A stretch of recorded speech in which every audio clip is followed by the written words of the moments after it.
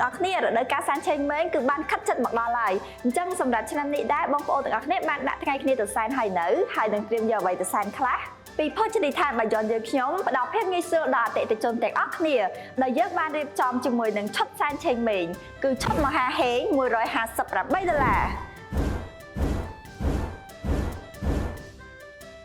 និងឈុតមហាលៀប$178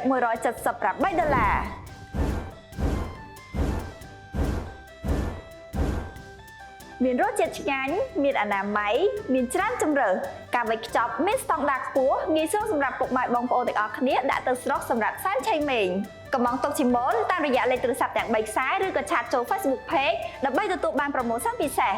ដោយមាន free អាំងប៉ាវ free ចាហួយ8កែវ free ទឹកជ្រលក់1ឈុតនិង free ការដឹកជញ្ជូនដល់ទីតាំងផងដែរការកំងទុកមុននេះគឺមានត្រឹមតែ20ឈុតដំបូងតែប៉ុណ្ណោះប្រញាប់ឡើងភោជនីយដ្ឋានបាយ័ន